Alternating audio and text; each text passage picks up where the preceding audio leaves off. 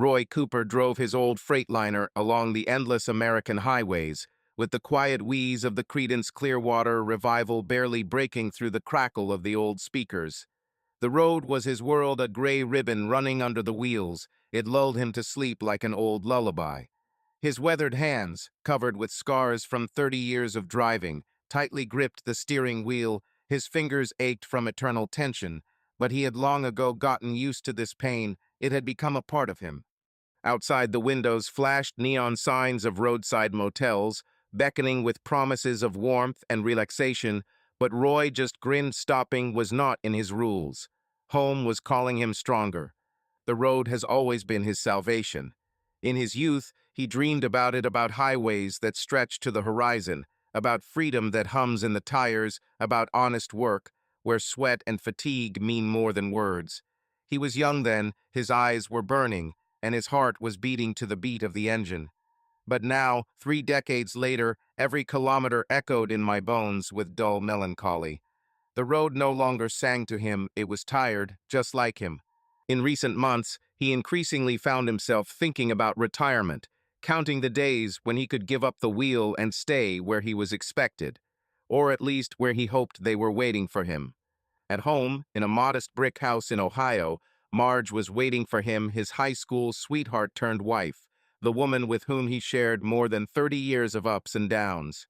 Their garden, full of her flowers, was an island of comfort in the gray routine. Their children had long since drifted apart. Dan, an engineer, was building his life in Texas, and Katie, a doctor, was saving strangers in Florida.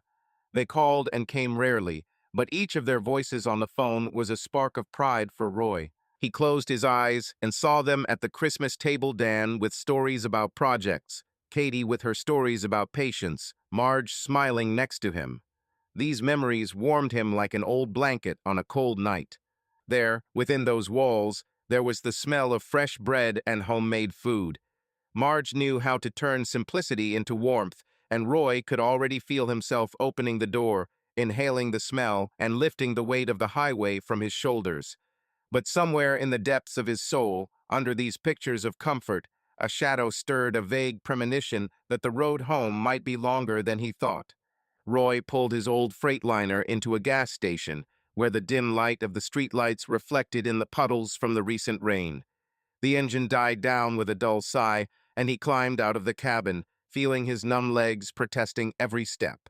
A cold breeze snuck under his jacket, but Roy only grunted after hours on the road. It was even pleasant. He stretched his neck, cracking his knuckles, and headed towards the pump, glancing at the other drivers who were hanging around the coffee machine, warming their hands on plastic glasses. "Hey, Cooper, are you still alive?" A familiar voice shouted from under the gas station visor. It was Jack, a lanky truck driver with gray stubble and a perpetual grin. He stood leaning against his Mac, chewing gum, looking like the whole world owed him something. Roy chuckled, rubbing his palms together. "More alive than you, old man. How much coffee have you poured into yourself today? Come on, are you already steering the truck yourself?" Jack laughed, spitting his gum to the side. "3 glasses, and that's not the limit. Why are you so gloomy? Are you in a hurry to get home?" "I'll be there tomorrow," Roy nodded, pulling the hose out of the pump. "My legs are already buzzing, but Marge is waiting. I want to find her pie hot." "Pie, you say?" said another driver, a short man named Billy, who was fiddling with a pack of cigarettes in the next car. "You're lucky to have your wife, Cooper. Mine only knows how to order pizza, and even then she'll burn half of it if she forgets to turn off the microwave." Roy chuckled, shaking his head. "Well, at least yours is trying. And Marge, you know, she bakes such pies the smell reaches the neighbors. Last time I came back, and she was busy with the apple one. The whole house smelled like heaven. Listen, won't you rent it to me for a week?" Jack winked, clapping Billy on the shoulder. "My old lady only talks about TV series, but I wouldn't refuse a pie." "Try to pick it up," Roy grinned, inserting the hose into the tank. "I still need her myself." They neighed, and the roar of their voices spread over the gas station, mixing with the noise of passing trucks. Roy loved these moments, simple, without unnecessary complications. His life was clear, Road, truck, house. Reliable, like an old engine that never failed. When he finished with the fuel, he put his hands in his pockets and pulled out his phone. His fingers trembled a little from the cold, but he dialed Marge's number, pressing the receiver to his ear. She answered almost immediately, and her voice, soft but slightly tired, broke through the crackle of the connection. "Hello, darling," he said, moving to the edge of the platform, where the wind was not so loud. "Are you all right? How was your day?" "Hello, Roy," she responded, and there was a shadow in her tone that he did not immediately catch. "Yes, everything is fine. It was just a long day. I was a little tired." Roy frowned, rubbing his neck with his free hand. Something in her voice was catchy, some kind of tension, like a string ready to snap. But he decided not to dig, blaming it on fatigue. "Aren't you overworked there?"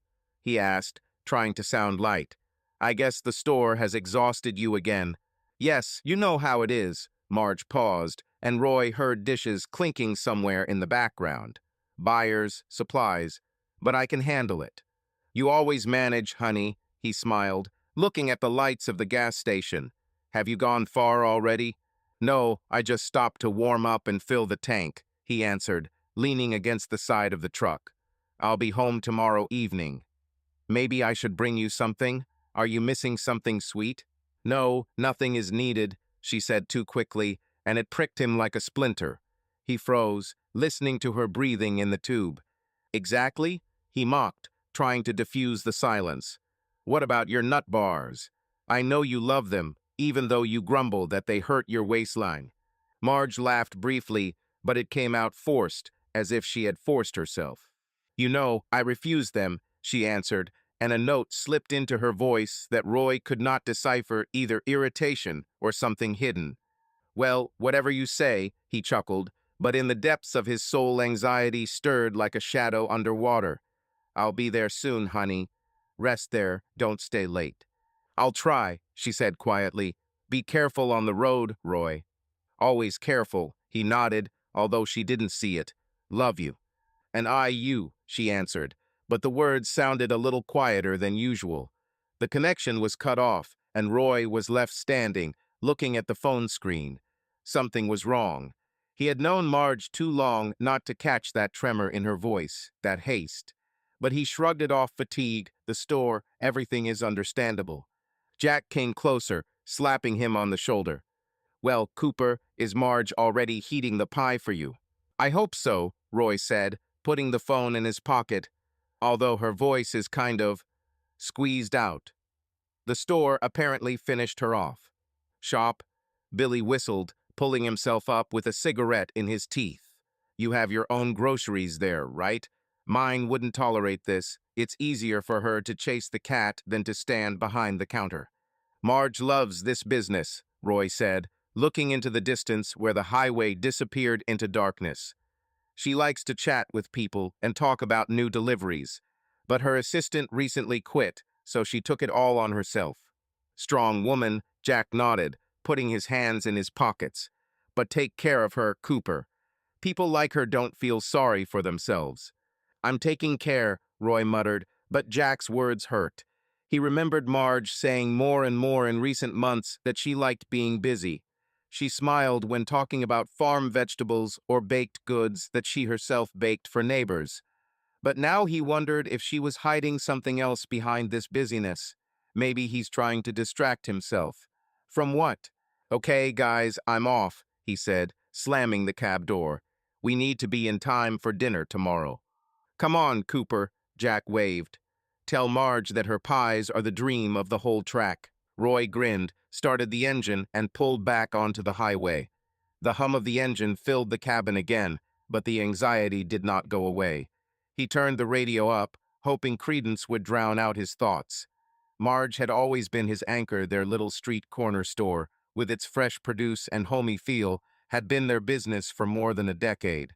She loved to fuss around there, exchange gossip with her neighbors, and be happy when someone praised her buns. But without an assistant, she was clearly exhausted. Or is it not just that? He shook his head, gripping the steering wheel. "I'm tired, that's all," he said to himself. He gave her a couple of kind words in conversation, advised her not to overwork herself, and now he drove on, thinking about how he would hug her tomorrow. But a sediment remained in my chest, weak, but persistent, like the rustle of tires on wet asphalt. However, the thought that something was wrong did not leave him. He is used to trusting his intuition. And now she was alarmingly telling him that not only was a hot dinner waiting for him at home. Roy sat in the cab, watching the highway stretch out before him like an endless gray ribbon, when the silence was broken by the sharp spike of a walkie-talkie. He reached out his hand, flicked the switch as usual, and a familiar voice, hoarse, with a slight mockery, came out of the speaker. "Hey, Cooper, are you still alive there, or are you already sleeping with your eyes open?"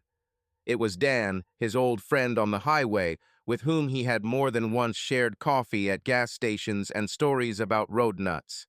Roy grinned, putting the radio on speakerphone so he didn't have to hold the microphone. He leaned back in his seat, his hands still on the steering wheel, but now a little more relaxed. "Alive, Dan, alive. And you, I see, are still just as sharp-tongued. Where are you going?" "Yes, I just dropped the load in Indiana," Dan responded, and there was a rustling sound in his voice. Either he was chewing something or fiddling with a pack of cigarettes. "Now I'm rolling back to Kentucky. How are you, old man? Have you changed your mind about retirement yet?" Roy chuckled, glancing at the dashboard. Where the fuel light was blinking, it was time to fill up. "No, I haven't changed my mind. 3 months left, and I'm winding down this circus. I've had enough, Dan. It's time to leave this nomadic life." 3 months? Dan whistled, and a mixture of surprise and teasing flashed in his voice. "Seriously, or what? You're like a fish out of water on this route. I don't believe that Roy Cooper will just give up the steering wheel and water the flowers at home." "Well, flowers are not flowers, but I want to live normally," Roy grinned, rubbing his chin, where stubble was already emerging. "I'm tired of traveling around the country like a gypsy. Sleepless nights, warehouses where there is always a mess, that cheap coffee that makes your stomach howl enough is enough. It's time to go home to Marge." Dan laughed, and his laughter drowned out the hiss of the walkie-talkie for a couple of seconds. "Oh, Cooper, you are quite a poet. I thought you'd miss these neon motels. Or those women at gas stations who make eye contact with you while you fill up the tank." "Fuck you," Roy waved him off, but couldn't help but smile. "What kind of ants? The last time the old woman winked at me at the checkout counter in Iowa, half of her teeth were missing. Romance, Dan, pure romance. Ha, well, at least someone appreciates you," Dan joked, and the sound of a lighter was heard in the air. Apparently, he was lighting a cigarette. "But seriously, will you miss being on the road? Honestly, Roy, you love her. I know you without this hum of tires, you are not yourself." Roy thought as he watched the 50 miles to Columbus sign flash up ahead. Dan was right, the road got into him like oil into old skin. He remembered how in his youth he drove along the highway, full of fire, with the wind in his head and dreams of freedom. Back then, every mile was an adventure. Now it had become a routine, but she still held him like an old friend. "Maybe I will," he finally admitted, his voice becoming quieter. "By the road itself, by its rhythm, yes. There is something, I don't know, calming her. But not these damn traffic jams, not the movers who always lose invoices, and certainly not the motel beds where the sheets stink of tobacco. I want to settle down at home, Dan. With Marge, with our garden, maybe I'll even start fishing, as I've wanted to do for a long time." "Fishing?" Dan choked, and Roy heard him cough into his fist. "Are you with a fishing rod?" "Yes, in a week you will get bored and will be looking for your truck on the lake to drive along the shore. Maybe I'll find an old tractor." Roy played along, laughing. "But seriously, it's time. 30 years, Dan. I've been trampling this route for 30 years. It's time to give my body a rest, and Marge has been waiting for me for a long time." "Well, that sounds good," Dan said, his voice becoming a little softer. "I hope Marge is glad that she will soon have you all to herself. Otherwise, we, long-distance drivers, are rare guests at home. My Linda still grumbles that I'm more married to the truck than to her." Roy fell silent, remembering Marge's recent call. Her voice was tired, with that strange note that he couldn't figure out. He then asked if everything was okay, but she brushed it off and said it was just a long day, and yet something in her tone stuck like a nail in a tire. "Of course, I'm glad," he answered, but the words did not sound as confident as he wanted. He coughed to hide his doubt. "She knows that I will retire soon. We talk about it all the time when I'm at home. She says she's tired of hanging around the store alone." "Is your store still standing?" Dan perked up. "Is this your grocery store on the corner? I remember you bragging about how Marge pushes pies on the neighbors there." "He's holding on," Roy nodded, although Dan couldn't see him. "Marge has a soul there. She does everything herself. She selects fresh products, bakes pastries, and gossips with local grandmothers. But her assistant recently quit, so she's doing it all alone. He gets tired, of course. Listen, Cooper, aren't you afraid that she'll start chasing you around with a broom at home?" Dan laughed. "You'll arrive like this, with a pension, and she'll tell you, 'Come on, Roy, stop telling stories, take a mop and wash the floors.'" Roy laughed, imagining Marge with a broom in her hands and a stern look. "Let him try. I'll tell her, 'Honey, I've been hauling cargo for 30 years. Now you make me coffee, and I'll sit on the porch.' Let's see who can outdo who." "Oh, hold on, old man," Dan said. "But seriously, I'm happy for you. You deserve peace. Just don't forget us, road sinners. Who will tell me about old flights now?" "I won't forget," Roy promised, feeling the warmth from this conversation spreading in his chest. "Maybe you'll come to my lake someday and let's go fishing. Just without my own coffee, I'll make normal coffee." "Agreed," Dan chuckled. "Okay, Cooper, see you later. Be careful not to fall asleep while driving, otherwise Marge will be left without a pie." "I won't sleep," Roy said, turning off the radio. The smile was still on his lips, but then faltered. He remembered Marge's voice on the phone, her quick refusal of the candy bars, her forced laugh. "Of course I'm glad," he told Dan, but now he doubted it himself. Something was wrong, and this something moved within him like a shadow on the edge of the road. He shook his head, turning on the engine. "I'm tired, that's all," he muttered, but the anxiety remained, quiet but tenacious, like the rustle of tires on wet asphalt. It was already getting dark when Roy arrived at the house. He got out of the car, breathed in the cool evening air, and saw the door swing open. Marge stood in the doorway. Her eyes sparkled in the light of the street lamp, and a warm smile played on her lips. "You're finally home," she said, coming closer and hugging him. Roy felt her warmth, inhaling the familiar scent of lavender that he always associated with home. He hugged her tightly to him, feeling how the fatigue from the long journey was gradually dissolving. "I miss you so much," he muttered quietly, kissing her temple. They went inside. The house was filled with cozy light and the aroma of dinner. Marge carefully set the table, preparing his favorite stew. "I knew you were hungry after the journey," she said, handing him a plate. After dinner, they sat in the living room, chatting about little things, about their plans for the future. Time passed unnoticed, but soon fatigue took its toll, and they went to bed. The next morning, he woke up early, as he had become accustomed to after years on the road. The dawn light filtered through the curtains, filling the room with a soft golden glow. He turned his head and looked at Marge, who was still sleeping peacefully next to him. Her face, slightly illuminated by the morning light, looked peaceful. He was pleased to see her so calm, without signs of anxiety or fatigue. These moments were rare, and he wanted to remember them. He carefully climbed out of bed, trying not to wake her, and went downstairs. The kitchen smelled of coffee and cinnamon. Marge always left him some baked goods, knowing how he liked to start his day. He turned on the coffee maker and looked out the window. The yard looked the same as always, an old oak tree, well-tended flower beds, a small veranda with a couple of chairs. It seemed that time had stopped here. Roy took a deep breath and grinned. He remembered how he once planted this oak tree with his son. Then Dan was still a boy. They were digging a hole and laughing as the wind tousled their hair. Now the son is already an adult, living his own life, but the tree remains here, a symbol of time and continuity. When Marge woke up, they had breakfast together. The conversation was leisurely, but comfortable. They discussed the upcoming weekend, plans for retirement. "Have you already decided what you will do after you leave the road?" Marge asked, refilling his coffee.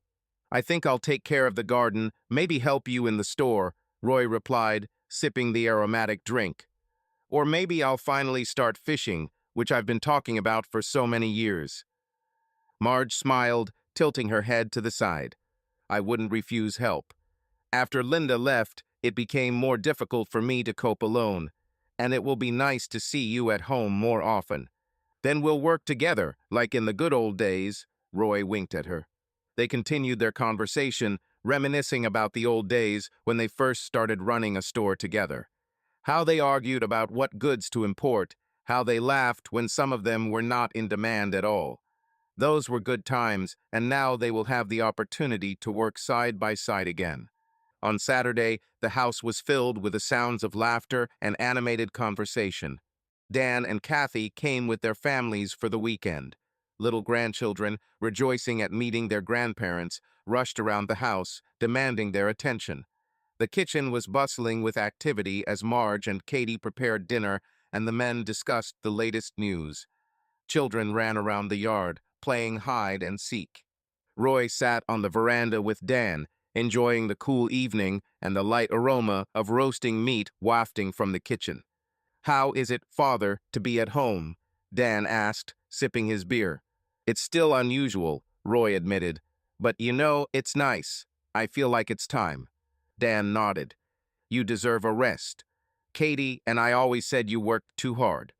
Roy smiled and patted his son on the shoulder. "Work kept me on my toes, but now I have a family, and this is more important." During dinner, when everyone was sitting at the table, Roy looked around at his family. He saw the happiness in Marge's eyes, heard the laughter of the children, and felt the warmth of his loved ones nearby. The food was delicious, the conversations were casual, and the atmosphere was cozy. "Father, when was the last time we got together like this?" Katie asked, smiling. "A long time ago," Roy admitted, "and I don't like it." Roy raised his glass. "For the family, for the house, for what we have." Everyone supported the toast, and at that moment he felt truly happy. He realized he has everything a man can dream of: wife, children, home, peace, and the love of those who really matter. The weekend flew by in a flash, and now Roy was back on the flight. Somewhere in Indiana, he was loading metal into a warehouse, routinely supervising the work of the forklifts. The day was gray, the rain was drizzling, getting into the collar of his jacket. A cold wind crept under his clothes, forcing him to tighten his grip on his collar. Routine work allowed him to be distracted, but deep down in his soul, he felt some kind of tension, incomprehensible, unpleasant. The phone suddenly vibrated in my pocket. He took it out and looked at the screen. Bill, his neighbor, an old grump with a beer belly, known for his suspicion.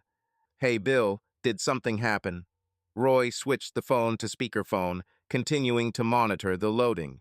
"You should check out Marge, Roy," Bill said with obvious implication. "She's hiding something. I saw her whispering with someone outside the house." Roy chuckled and shook his head.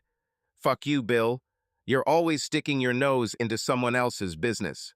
Maybe, Bill drawled, "but I know what I saw. Do with it what you will." Roy ended the conversation, brushing aside the restless thoughts, but his neighbor's words stuck like a thorn. He finished loading, sat in the cab, and lit a cigarette, looking at the rain outside the window. Marge has always been straightforward, not one to cheat. Maybe Bill got drunk and came up with an idea. He remembered their last conversation. Her voice was a little harsher than usual then, but he chalked it up to fatigue. And yet, something was wrong. Her phrases seemed a little restrained, and her pauses were longer than usual. Maybe I should have called her right away, he thought, but immediately dismissed this thought. He doesn't want to seem like a fool. All the way to the motel, he tried not to think about it, but the thoughts returned like an annoying mosquito. In a cheap motel room with dim lights and frayed curtains, he tossed and turned on a creaky bed. He dreamed of Marge, laughing and whispering to someone in the shadows. He tried to make out the face of her interlocutor, but it remained blurry. The dream repeated itself several times, like a broken film. He woke up, breathing heavily, fell asleep again, and saw the same scene. In the morning, he turned on the engine, deciding that all this was nonsense, just nerves before retirement. However, the closer he got to home, the more tension he felt. He noticed how he was gripping the steering wheel tighter and how he was glancing at his phone more often. Several times his hand reached for the phone, but he never called.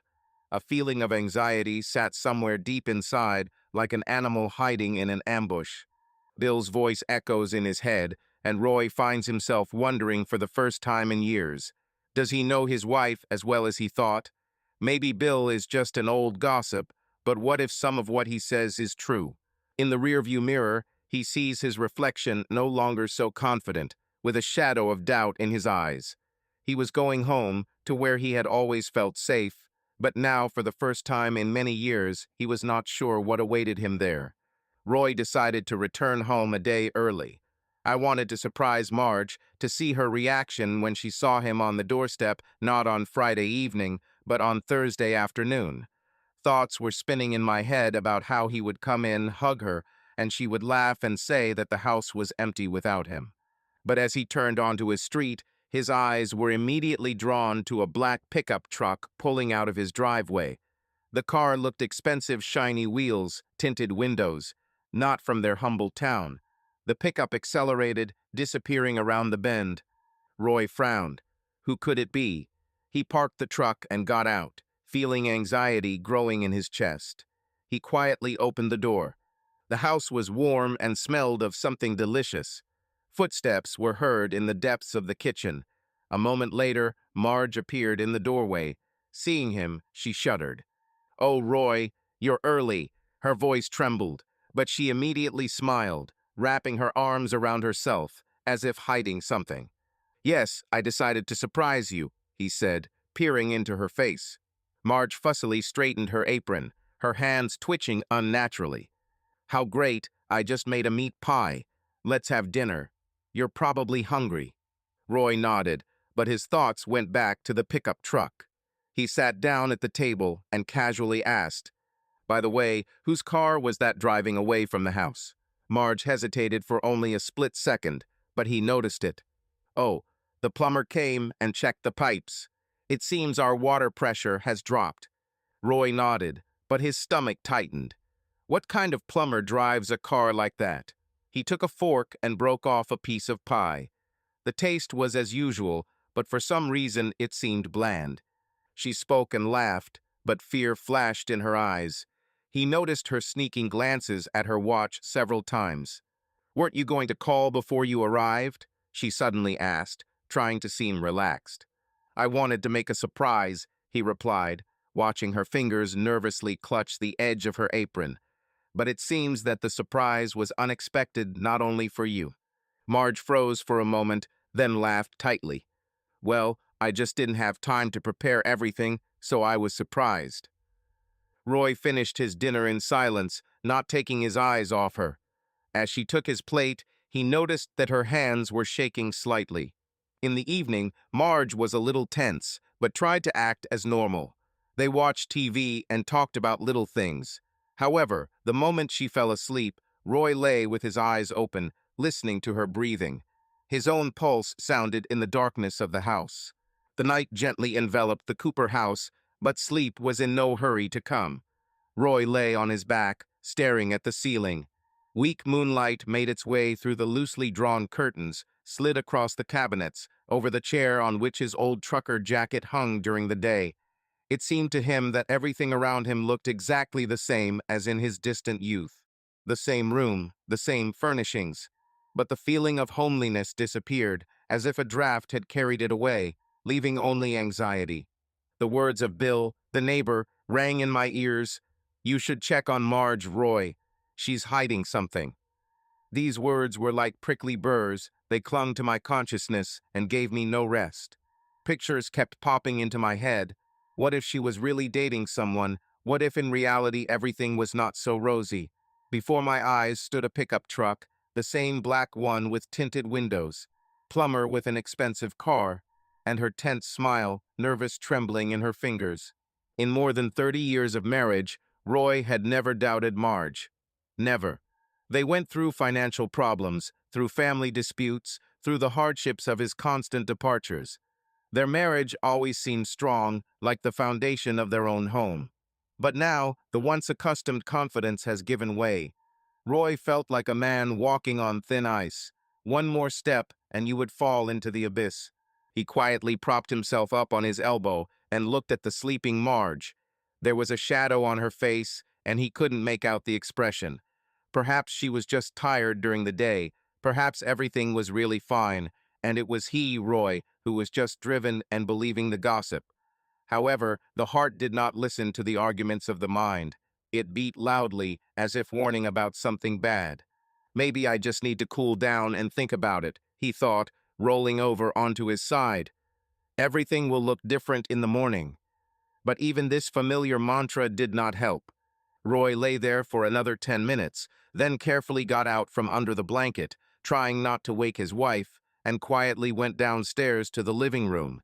There he felt for the lamp switch. Soft light enveloped the familiar surroundings. An old chair, a TV, a shelf with family photos. Among the photographs, he saw a photo of him and Marge smiling 20 years ago, if not more. His heart filled with warmth from the memories, but then shuddered at the thought that all this could be in jeopardy. He walked into the kitchen and poured himself a glass of water. The cold water sobered him up a little. "You're really screwing yourself over, Cooper," he muttered to himself. "Maybe there's just something wrong with a neighbor. He is one of those people who sees suspicion in everything. But damn it, what if?" The long hand on the clock inexorably crawled forward. Roy understood that tomorrow he would be on the road again. He had to take the cargo to the neighboring state, and then, as usual. But now the familiar road did not seem like salvation to him. She was just another reason for separation from Marge, which meant leaving her unattended and giving her endless space for fears and guesses. He sat down on the stool and closed his eyes. Plumber with expensive equipment. It looks like nonsense. But is the best solution to ask Marge directly? What if she gets offended if it's nothing? And if not, what if she lies? Since they got married, Roy had always believed that integrity and trust were the main principles of their marriage. But now he felt, if you ask a question head-on, you can hear an answer that will change your life. Or maybe he no longer wants to live in ignorance. These dilemmas were like heavy stones squeezing my chest. After an hour of such thoughts, he, tired and morally exhausted, returned to the bedroom. Marge was still sleeping peacefully, wrapped in a blanket. Maybe she really has nothing to hide, he thought, before he finally fell into an uneasy sleep. The next day, as soon as the alarm clock rang, Roy barely opened his eyes. A feeling of fatigue and lack of sleep enveloped my consciousness like a heavy cloud. Marge had already woken up and was fiddling around in the bathroom, quietly humming some song. He listened to her voice. It sounded usually calmly. When she left, Roy looked at his wife.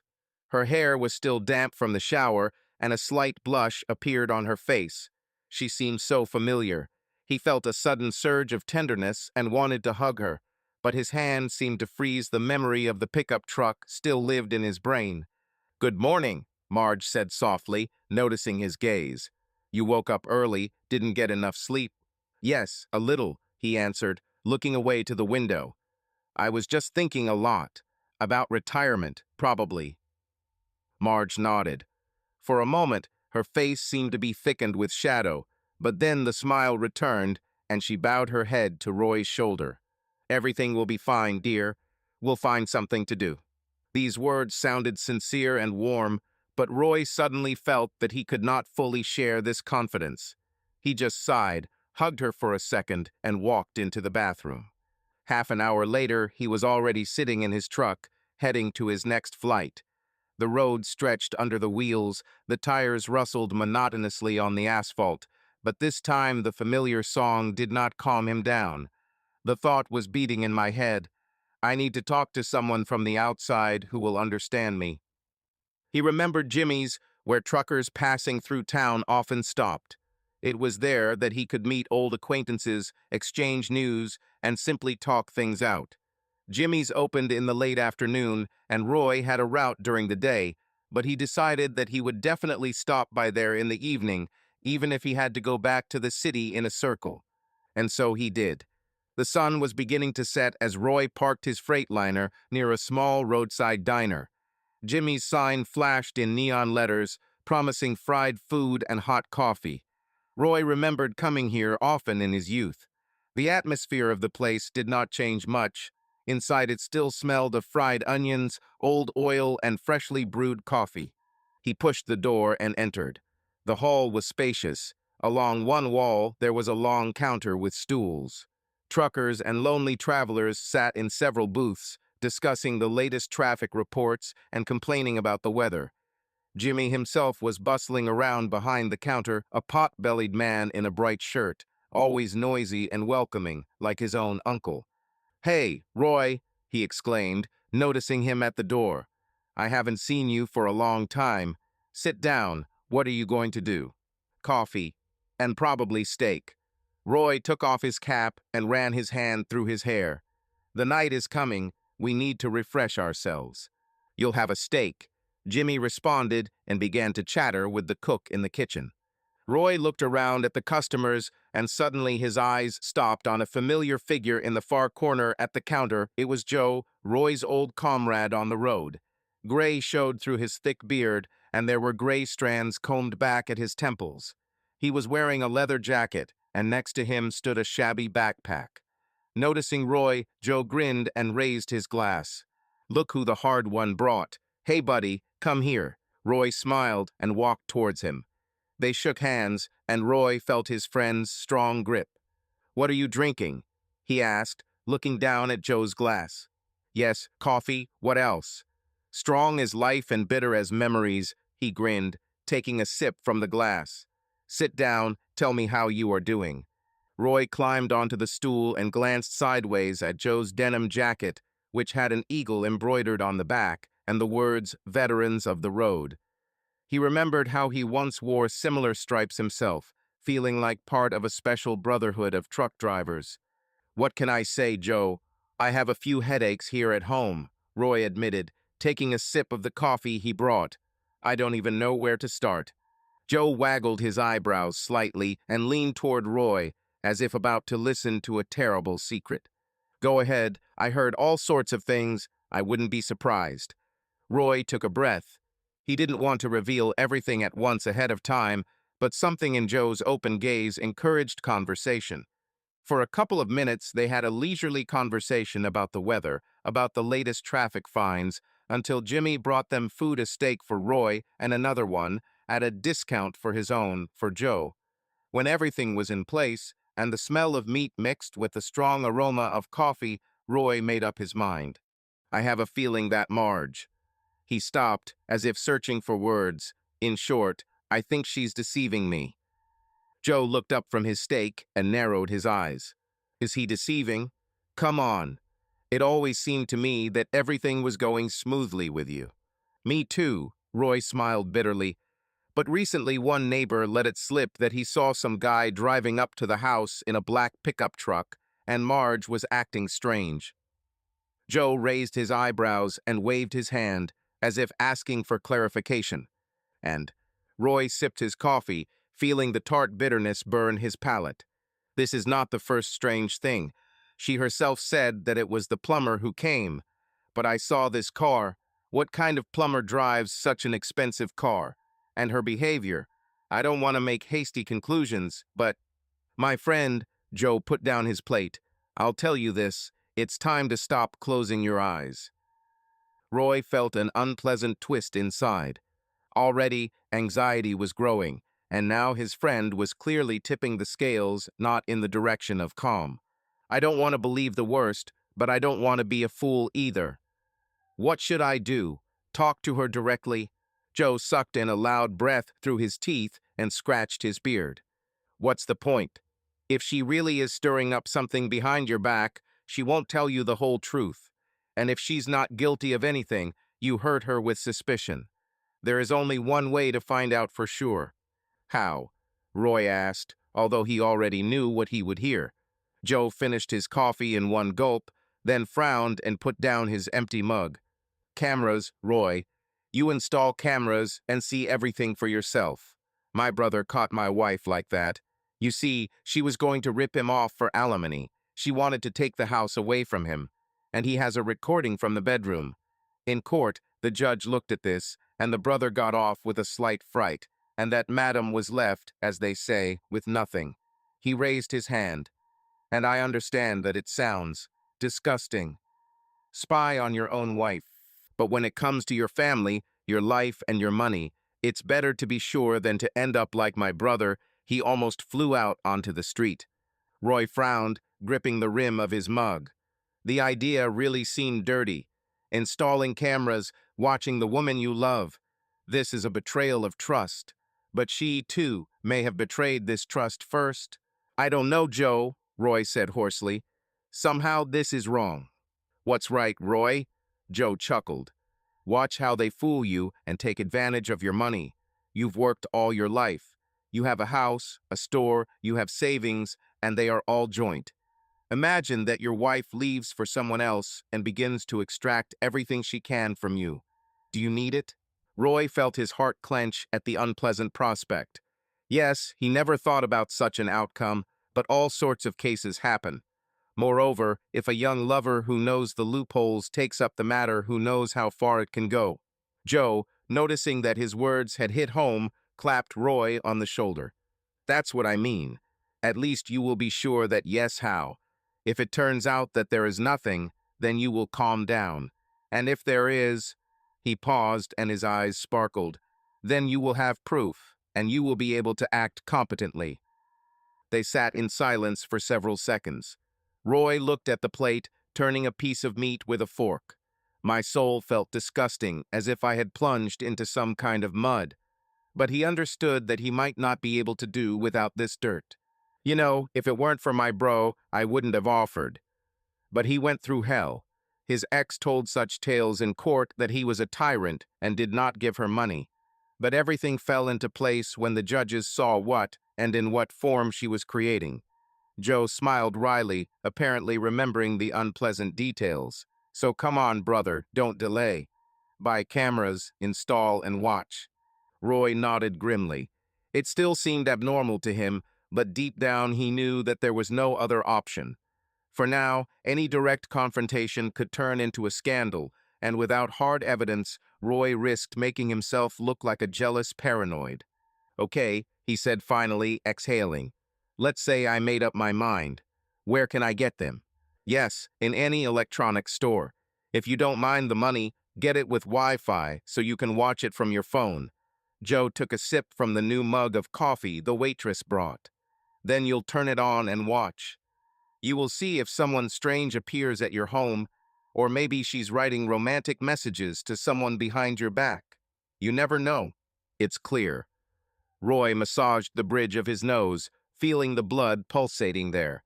Thank you for the advice. I don't even know whether to rejoice or cry. Don't go too early, Joe supported him. Maybe it turns out that your wife really called a plumber for some problem and he's just cool. But it's better to know the truth. They temporarily turned the conversation to lighter topics. How transportation prices have changed, where they now offer the best rates, how drivers manage to avoid fines. But soon Joe, having finished his coffee in one fell swoop, decided to add a fly in the ointment to this barrel of relatively cheerful conversations. Roy, I myself once thought that everything was fine with me. And then he caught his wife with a neighbor. Since then, I've been divorced. He laughed dully, briefly, with a bitter note, and he kicked her out naked into the street. Can you imagine? I found them in our bed, tore off the sheet from my wife and the blanket from the neighbor, and kicked them both away. The neighbor ran across the yard naked like a falcon, his wife behind him. I thought I was going crazy, but then he seemed to calm down. The beer flooded everything. Roy smiled wryly, although he felt cold inside, imagining such a scene at home. He tried to imagine how he would enter the bedroom and see Marge with someone else.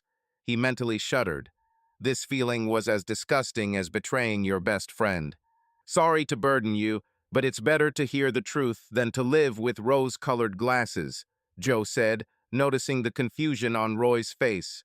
I'm not saying that everything will be so bad for you, but keep your eyes open, brother. Roy thanked him with a nod and took a sip of his cold coffee. He could hardly feel the taste anymore. Hundreds of thoughts, plans, doubts flashed through my head. But one thing was clear. Since he started all this, he needed to move to the end. Some time later, when they paid and left the diner, Joe called out to him before getting into his dented Volvo. "Hey, Roy," he shouted over the noise of passing trucks. "There is one electronics store on our side of the city called Techno Spot. If you say it's from me, they might give you a discount. Well, ask the manager to help with the installation if you can't figure it out yourself." "Okay, thanks," Roy replied, looking at his truck. "Where are you going now?" "Yes, I'm taking a flight. I'm going east. I'll pick up the cargo there. Maybe we'll cross paths again." Joe took a crumpled business card out of his pocket. "Call me if anything happens. And don't piss." He got into the cab and started the engine. Roy looked after him and again felt remorse mixed with determination. "You must know the truth," he said. With his hands clasped on the steering wheel, Roy slowly drove away from the diner. Dusk was deepening outside the windows. Road lights began to be reflected in the wet asphalt, although there was no rain. He could now move towards home, but he understood that when he returned, he would not dare to talk about his doubts. And in the depths of my soul, something whispered that time has passed. He took a sip of water from the bottle lying on the seat and, gathering his courage, headed towards the very electronics store that Joe had spoken about. If you have already decided, you need to act quickly. Moreover, tomorrow Marge was going to the market, where she sometimes bought vegetables and other goods for their grocery store. This could be the perfect time to set up the cameras. Once in the city, Roy parked the Freightliner on the outskirts and then walked further so as not to drag the bulky truck into the narrow streets. Finding the techno spot was not difficult. A bright sign with green letters and a picture of a robot caught the eye. Inside, the store clearly lacked taste. The windows were lined with assorted devices without any system, but uniformed salespeople scurried between the stands, seeming to know where everything was. "Good evening, how can I help?" the young guy at the entrance said almost mechanically when he saw Roy. "I need surveillance cameras, small ones that connect to the phone," Roy answered, looking at the stand with powerful floodlights and systems for the smart home. The guy perked up. Apparently such requests were not new to him. Cameras for home or warehouse.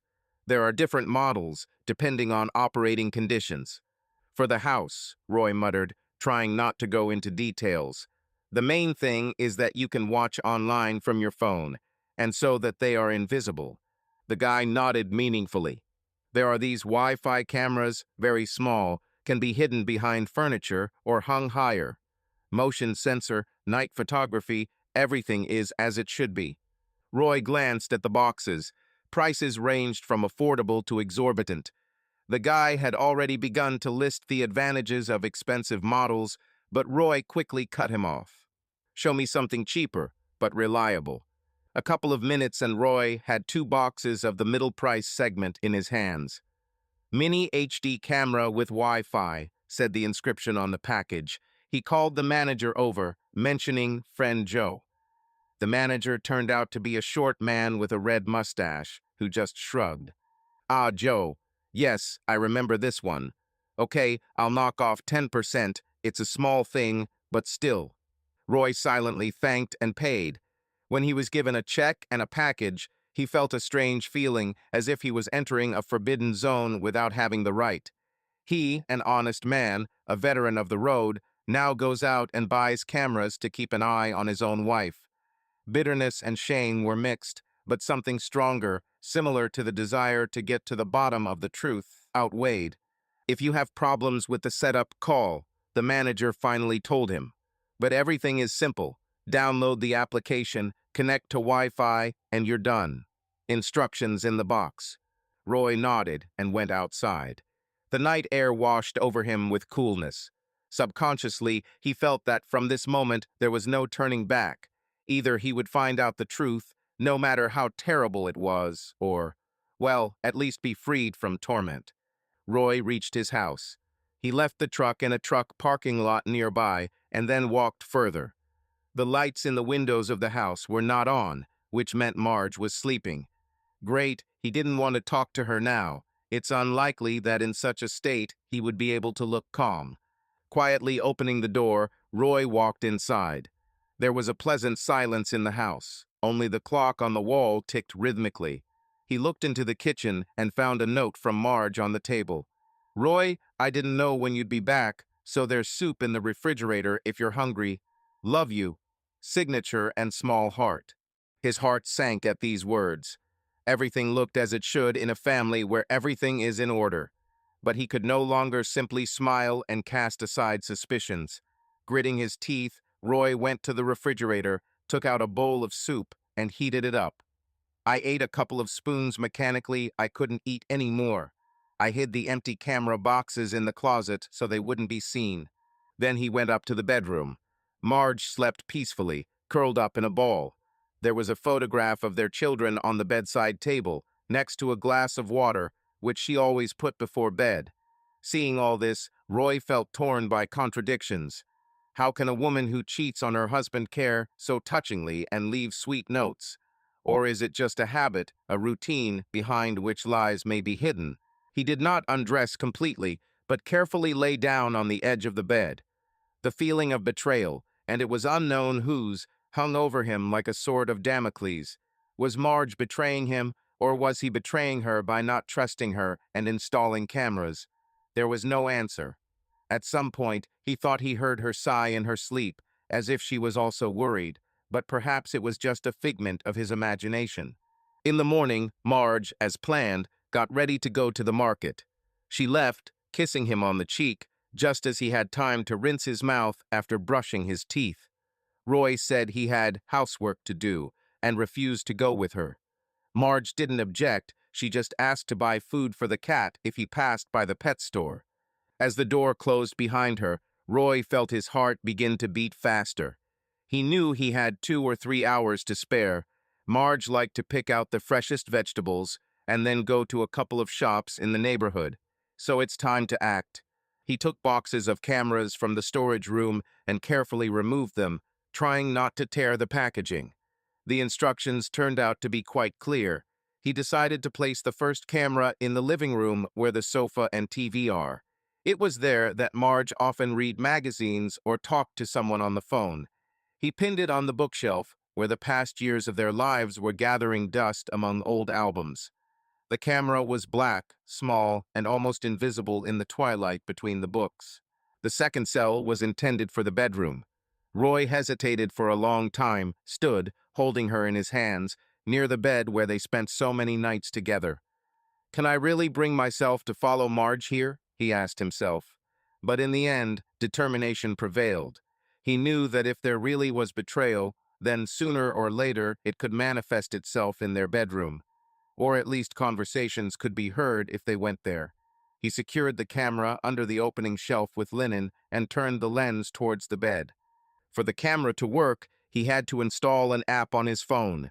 He carefully made all the settings and checked how the signal was going through Wi-Fi. A black and white picture of the living room, then the bedroom, appeared on the smartphone screen. "It's working," he muttered, turning off the broadcast and putting the phone in his pocket. While he was fiddling around, almost an hour passed. Roy tried to remove all traces of himself, carefully examined the bookshelf and the undershelf in the bedroom, and wiped off the dust so that no noticeable, bald spots remained. When all the preparations were completed, he felt a terrible heaviness in his soul and understood. There was no turning back. Soon the sound of an approaching car was heard. Roy looked out the window. It was an old Chevrolet, which Marge usually drove on small errands. He quickly went downstairs, trying to look natural. When his wife entered, he met her in the hallway. "Well, how's the market?" he asked, trying to speak in a casual tone. "Not bad, but a little expensive today." Marge smiled and put the bag on the cabinet. I took some apples for the pie. How are you? Yes, everything is fine. So, I went around the house and fixed something. She nodded curtly, taking off her jacket. He didn't seem to notice anything, and yet Roy imagined that there was a certain wariness in her gaze when she cast a quick glance at the living room. He tried not to give himself away, quickly turning around and taking her bags to take her to the kitchen. I myself, he said, pretending to care about her comfort. Rest. She smiled gratefully, and yet Roy's soul was seething. Or maybe right now she's thinking that I suspect something, or does she not care?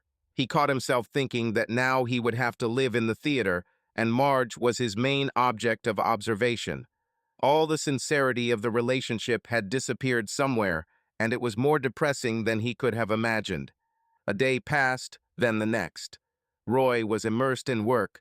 He had to go on a short flight of several hundred miles, and Marge remained at home. He chose this flight himself, under a plausible pretext guided by the schedule from the transport company. What he really wanted was to create an environment where Marge would be left alone and perhaps show her true colors, if she really existed. On the evening of the second day, he stopped at a cheap motel near the highway. Roy threw his bag on the bed, sat down on the sagging mattress, and took out his phone. His heart was pounding, as if he was now doing something illegal. He opened the camera app and saw miniature previews of the living room and bedroom. At first, there was no one there. The living room was empty, only dim lights. The bedroom is dark. It looked like Marge was downstairs somewhere or had gone out to the store. He looked at his watch 9 in the evening.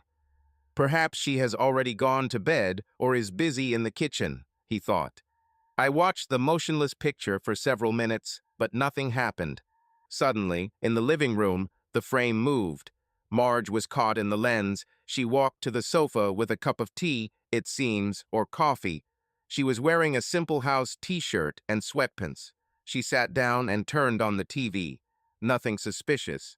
Roy even felt relieved maybe everything was really calm, and he decided to take a shower. But half an hour later, his phone vibrated, signaling movement in the bedroom. Roy quickly switched to this camera and saw an unfamiliar man entering there. My heart slammed. He was a strong guy, about 30 years old, with short cropped hair, wearing a black t-shirt. He looked like he felt quite comfortable in the house. Who the hell is this? Flashed through my consciousness. Roy felt his insides grow colder. A second later, Marge entered the bedroom. In her hands, she was holding glasses that seemed to contain wine. The guy smiled broadly, and they said something, but Roy did not hear the soundtrack. The camera was in a mode in which sound was recorded, but with a delay, and the speaker of the phone was not the best. He turned up the volume, trying to make out the words. At first, only a mess of rustling sounds was heard, but then the wife's voice became discernible. Are you sure he won't come back today? Only some phrases were heard more clearly. The old man left again. Roy felt his chest running out of air. He watched, unable to believe what was happening in his home. The wife and this stranger, they sat on the edge of the bed, laughed, then the guy hugged her. Marge didn't move away. On the contrary, she smiled at him, leaned over and kissed him. It seemed to Roy that the ground was disappearing from under his feet. The fingers gripping the phone turned white from tension. He bit his lip to keep from yelling in anger. No, it can't be. It's all my wife. And at this time, they kissed more and more passionately. A couple of seconds, and the guy, lightly pulling off her t-shirt, threw it on the floor. Marge didn't resist. Roy saw a glimpse of a bra. He should have stopped the recording, but he couldn't, as if looking at it was the only confirmation of the reality of what was happening. And reality hit me in the gut. She tore at Roy's soul like a wild animal. Rage, pain, humiliation pounded inside him. What was even worse was that at some point the sound of laughter entered the room, clearly audible even through the mediocre recording. Wife's laughter. Laughter contented, not restrained. It seemed to him that this laughter was mocking him too. He couldn't stand it, interrupted the broadcast, and turned off the screen. He sat in complete silence for a second, looking into emptiness as if he was still waiting for something to change. But no, this is already a recorded fact. It is impossible to return to ignorance. Everything inside was on fire. He grabbed a bottle of whiskey from his bag, opened the cap, and took a long swig. My throat burned. He just wanted to eclipse all the pain that was bursting out. For about half an hour, he sat, looking at one point, occasionally sipping on the bottle, almost choking on strong alcohol. Then he turned on the camera again, now in the living room, and saw how after a while this guy and Marge appeared there, turning on the lights. They hugged, laughed, and drank wine. The guy said something, and Roy could make out his address, his name in a sentence, but not everything was clear. Then he heard a phrase that made his spine freeze. "This mug. Let him drive around and earn money." The old man. Young laughter, female laughter. They talked about him with such contempt, as if Roy was just some stupid obstacle to their love. In an instant, he realized that all these years, all his life, he had been hunched over to provide for his family. And now his wife, the one who wrote the love you notes, calls him an old man behind his back and allows this boy to bully him. It was too much. He turned off the broadcast again and threw the phone on the bed. His eyes were bloodshot. The pain was mixed with rage, and he didn't know who he hated more, this arrogant guy or Marge herself. Why is she doing this to him? After all, nothing foreshadowed trouble. No serious quarrels. He always tried to be a support for her. Having finished his whiskey, Roy slammed the bottle onto the floor. It rolled away with a ringing sound without breaking. Then he grabbed a pillow and hit it against the wall with all his might, trying to somehow throw out the rage that had come over him. It seemed as if the air in the room had run out, that my breathing had become ragged and convulsive. They will answer. The thought pounded in my temples. They will answer for this. The next morning, Roy did not look rested. Red eyes, trembling arms from overexertion. But he got up, washed his face with cold water to calm down a little, and began to make a plan. Moreover, all his pride rebelled. He did not want to sob and scream like an exhausted husband who was caught in a trap. He remembered Joe's words, "Prove her guilt, and frame the boy the law will do the dirty work." Yes, he wanted to punish them. But to do this, it was necessary to understand who this guy was, where he came from, what his weakness was. If he is so arrogant, it means he has something to lose. Perhaps money, reputation. This is not a plumber. So Marge was lying to her face, Roy thought gloomily as he made his way out of the motel. He raised his eyes to the sky, where there were heavy clouds. It was going to rain. Perfect weather for bad news. After contacting the dispatcher, Roy asked to take a day off, citing a sudden migraine and asking to transfer his flight to another driver. He was allowed to do this, given his experience and impeccable track record. He headed back to his hometown, traveling dozens of miles. During this time, I managed to cool down a little, already thinking more rationally. When he pulled up to the house, there was no black pickup truck in the driveway. Marge's car stood still. She could be inside or in the store, who knows. Roy was in no hurry to come in. He drove further down the street, stopped a couple of blocks from the house, and chose a secluded place. And I decided to start searching for answers from the Rusty Anchor, a bar where, according to rumors, all the local heroes and revelers go. This bar used to be called differently, but locals have long nicknamed it the Rusty Anchor for its rough atmosphere and dubious company. Roy parked the truck in a vacant lot next to the bar and walked inside, trying to keep a low profile. Immediately, a wave of smells rolled in fumes, cheap snacks, rotting tobacco. Music from an old record player screeched in the background. Several people were sitting at the counter. 3 more sat at the farm table, mischievously discussing something. The bartender, a man of about 50 with a thick mustache, was lazily wiping his glass. Roy walked up to the counter and ordered a beer. While the bartender was pouring, he looked around the room. Portraits of regulars, strong men, a couple of young guys, girls with provocative makeup. Nobody particularly attracted his attention until he noticed a vaguely familiar silhouette at one of the tables behind him, that same short-haired guy. Roy's heart sank. It was him, the man from the video. After taking a large sip of beer, Roy began to quietly approach the next table so that he could eavesdrop. The guy was sitting with two friends, the same young people, laughing loudly and clinking glasses. Roy stood half bent and sat at the table with his back to them, trying not to attract attention, but at the same time listen. "You just can't imagine, bro. This woman knows how to cook pies," the guy said, and Roy immediately recognized the voice that sounded in that broadcast, and not just pies, if you know what I mean. Laughter, lustful, disgusting. And her husband is an old fart. He's been riding on the highway all his life.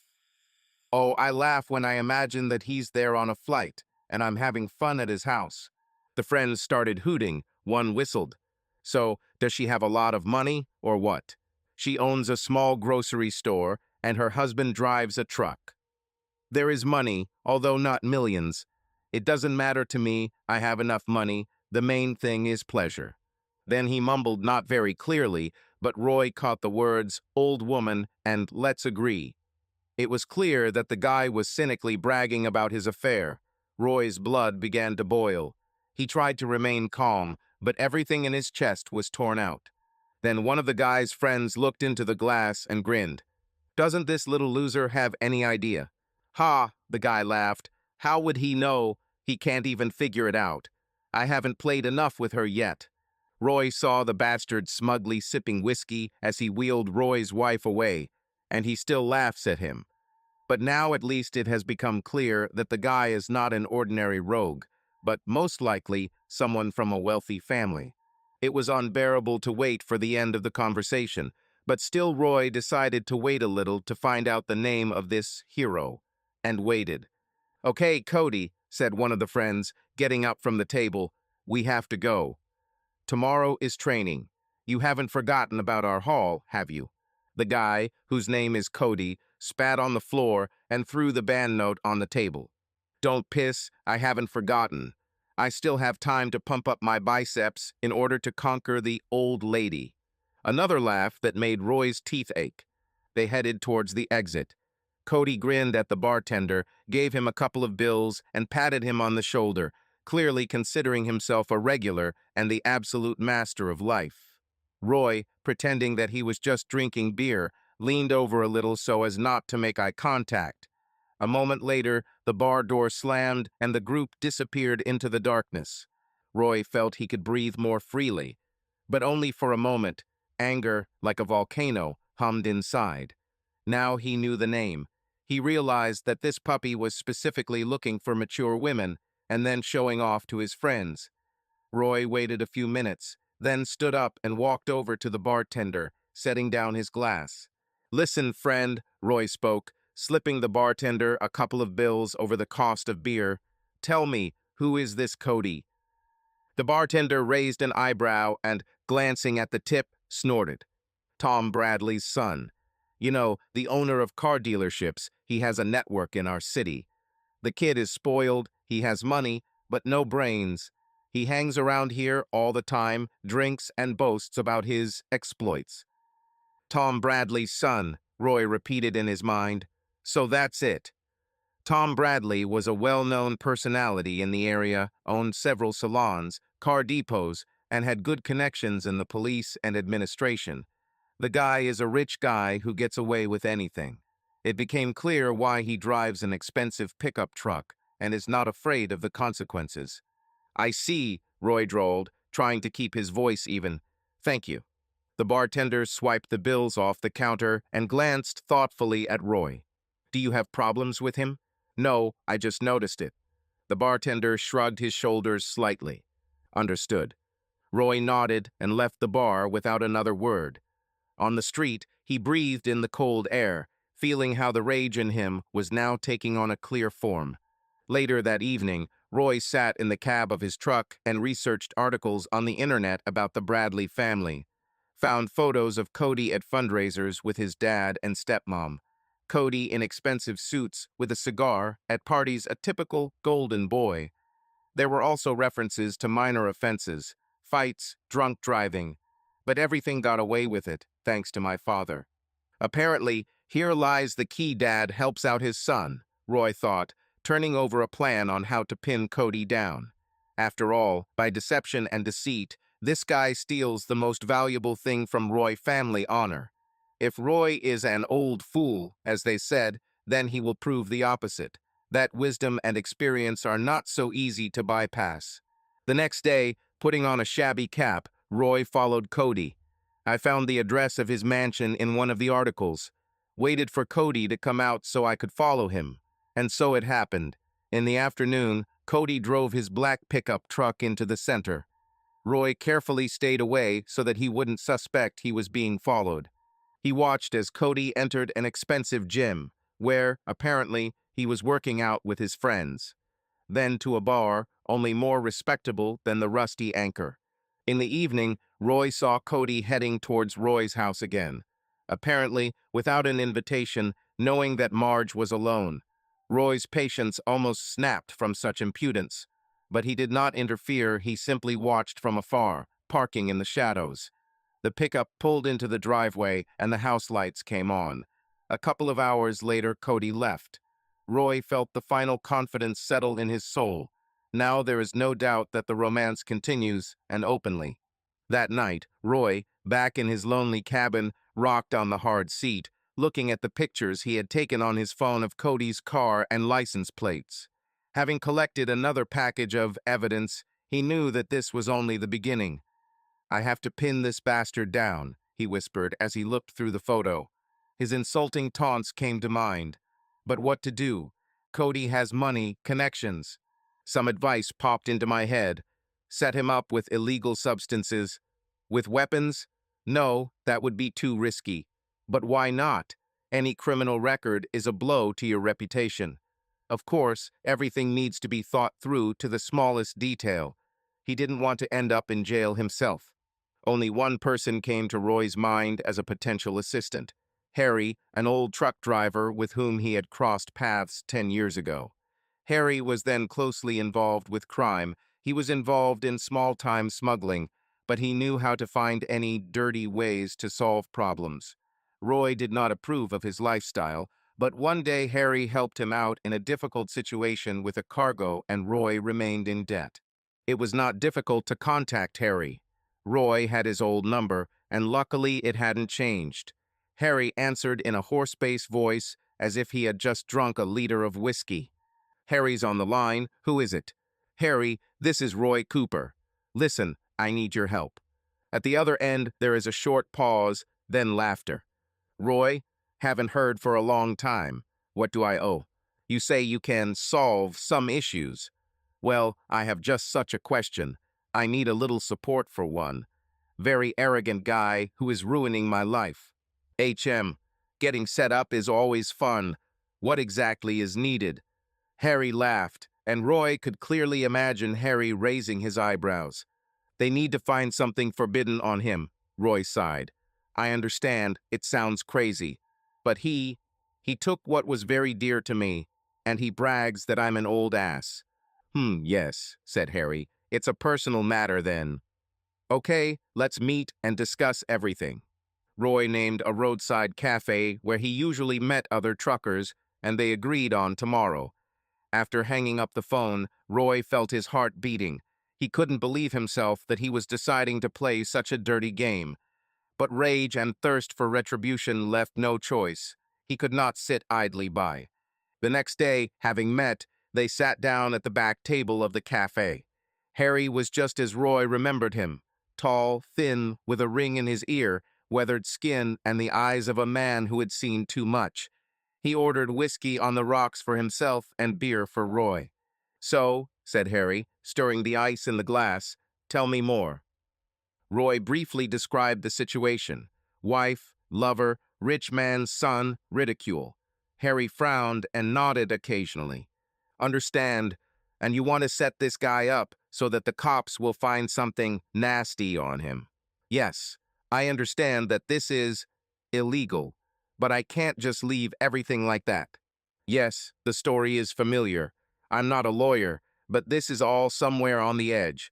Okay, let's not talk about morality." Harry clinked the ice in his glass. "If they find what he needs, he could have big problems, even if Dad is rich." criminal records and all that. But you need to do everything cleanly so that suspicion does not fall on you. Roy nodded, clutching his beer bottle. Inside, he felt that he was crossing a line that he had previously considered unacceptable. I have friends who will help resolve this issue. Everything must be done so that the police catch him driving and get drunk at that. Then it will be easier for them to search the car, Harry continued, glancing over Roy's face. Fine. I can put something in his drink and then put him behind the wheel, so the cops will think he fell asleep. Ha, man, you've already made a plan. Harry smiled at the corner of his lips. Well, come on, I'll get enough to cause problems. Roy exhaled loudly, feeling a mixture of shame and relief. He handed Harry a few bills and advance payment. The rest will come later, he promised. Harry took the money without much ceremony and nodded. I'll sort it out this week. We'll contact you as soon as everything is ready. And remember, we do everything quietly. You don't want Cody or his dad to figure out your involvement. Yes, sure. They shook hands. Roy, rising from the table, felt his insides boiling. Well, if they say I'm an old fool, let them dance. The decisive evening has arrived. Harry said everything was ready. This time, Roy chose a bar that Cody liked to visit with friends, not the Rusty Anchor, but a more decent establishment where the crowd was quieter and police intervention seemed more likely. Roy had been keeping track of when Cody usually was there for a few days and chose Wednesday, knowing that the young Bon Vivant seemed to have training at the gym on Thursdays. This means that on Wednesday, he allows himself to drink more. Roy himself arrived by taxi and entered the bar under the pretext that he was just a truck driver who decided to have a drink. He even took off his usual cap and put a black baseball cap lower on his forehead so that Cody wouldn't recognize him at first glance. And he chose a place in the semi-darkness behind the bar counter strategically so as to observe the company but not be an eyesore. Cody and his three friends sat in the center of the room, laughing and discussing something loudly. We made cocktails, then switched to whiskey. Roy was churning inside when he heard Cody's arrogant voice. He, of course, did not notice his mistress's husband. He was too carried away by his stories and boasting. Roy was waiting for the moment when Cody would leave the table to go to the toilet or go to the bartender for a drink alone. And such a moment has come. The guy, staggering and grinning, stood up, heading towards the counter. Hey, pour me some more whiskey, Jack Daniels on the rocks, he commanded the bartender. Roy immediately leaned forward, offering the bartender a gesture. I'll treat you. Then he whispered, tell him it's from a friend. I'll pay. The bartender, seeing that the client was paying, poured it without question. Roy added a couple of bills as a tip so he wouldn't ask too many questions. There was a sleeping pill in the glass of whiskey, which Roy quietly added when the bartender was distracted. Just a couple of seconds and the glass is ready. Hey man, it's from that guy in the cap, said bartender Cody, nodding at Roy. Cody turned and looked at Roy, trying to focus. Well, thanks, old man. Why am I drinking? Roy muttered something unintelligible. I'm just in a good mood. Cody grinned and took a long sip. He was already drunk enough that he didn't notice the strange taste. Roy felt his heart pounding. Everything was going according to plan. Cody stood at the counter for a few more minutes, then staggered back to the table. Roy continued to pretend to drink beer. After about 15 minutes, Cody began to nod off. Friends, seeing his condition, were about to leave, but Cody waved him off. Right now, I'll still stay. You're passing out, Cody. Maybe I should call you a taxi, asked one of them. No, I did it myself. Calmly, leave me alone. The friends, apparently not too worried, packed their things and left. Cody tried to reason something for another minute, but his speech became slurred. Finally, he stood up and staggered towards the exit. Roy waited until he left. Then he also left the bar and saw Cody hobbling to his pickup truck and opening the door. He climbed inside and started the engine, but it stalled almost immediately. Cody was clearly too incapable. Taking advantage of the moment, Roy ran to the passenger door. quickly opened it and, as if helping a friend, said, "Hey, it's okay. Come on, sit down comfortably." Roy quietly did everything he needed. Then he took a couple of steps back, leaving Cody reclined in the driver's seat, with the door open. He, in a semi-conscious state, muttered something like, "Go away. Yourself." Roy took out a cheap cell phone he bought at a pawn shop, quickly dialed 911 and, changing his voice, said, "Hello, police." Then a drunk driver fell asleep at the wheel and almost crashed into a pole. He doesn't react at all. He dictated the address, hung up, and stepped aside to observe. The situation was risky, but Roy knew that if the police showed up and found Cody in this condition, they would check the car. Given his condition, and if he seems suspicious to them, there will probably be a search. And that's enough. We had to wait about 20 minutes.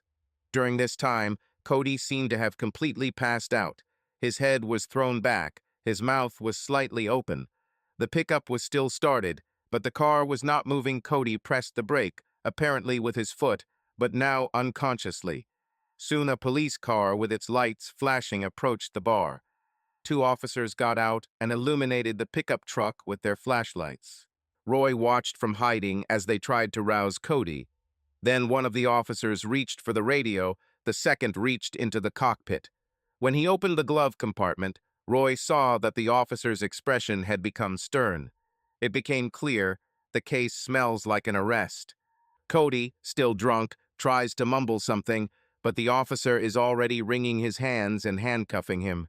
Roy can hear Cody's angry cries of, "Let go, you don't know who I am." But the officer firmly picks him up and leads him to the patrol car.